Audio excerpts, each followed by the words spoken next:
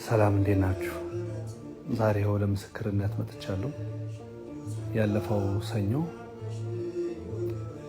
በዳይሬክተርነትና በፕሮዲሰርነት የመጀመሪያ የሆነውን የሲኒማ ስራ እየቀረስኩ ባለሁበት በ8ኛው ቀን ከባድ የሚባል የመኪና አደጋ ደርሶብኝ ነበረ።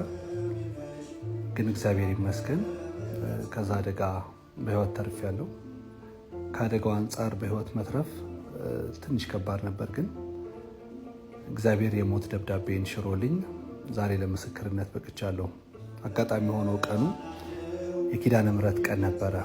እኛም ደግሞ ቀረጻ ከመጀመራችን በፊት ጠዋት ላይ ዳቦ ቆርሰን ሻማ አብርተን ዘምረን ለኪዳነ ምሕረት የሚገባትን ክብር ሰጥተን ነበር ቀናችን የጀመርነው።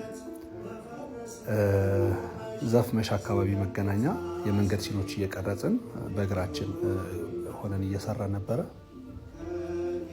ከሌላ አቅጣጫ የሚመጣ መኪና በፍጥነት ገጭቶኝ ቀኝ እግሬ ላይ ከባድ የስብራት አደጋ አጋጥሞኛል። እንደነገርኳችሁ ከአደጋው አንጻር ተመስገን የሚያስብል ሁኔታ ነው የነበረው። ሁሌም ካፌ ነጥዬ ሳልጠራት ውዬ የማላድረው እናቴ ኪዳነ ምሕረት በዕለተ ቀኗ ከሞት አትርፋኛለች።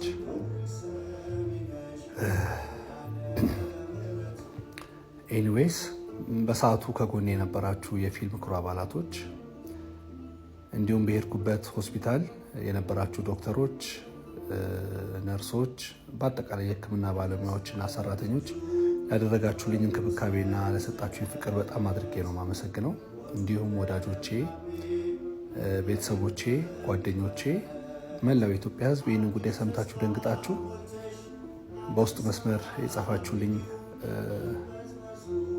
ስልኬ ላይ በተደጋጋሚ ስደውሉ የነበራችሁ ሰዎች፣ እንዲሁም ደግሞ ሶሻል ሚዲያ ላይ ፌክ የሆነ ኒውስ ሞቷል እስከ መባል ደረጃ ሰምታችሁ ደንግጣችሁ በጣም ለተጨነቃችሁ ሁሉ እግዚአብሔር ያክብርልኝ። አሁን በጣም ደህና ነኝ።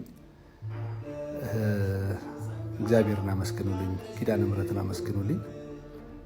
ለዚህ ምስክርነት እንድበቃ አድርገውኛልና እግዚአብሔር የተመሰገነ ይሁን። ሁላችሁንም አመሰግናችኋለሁ።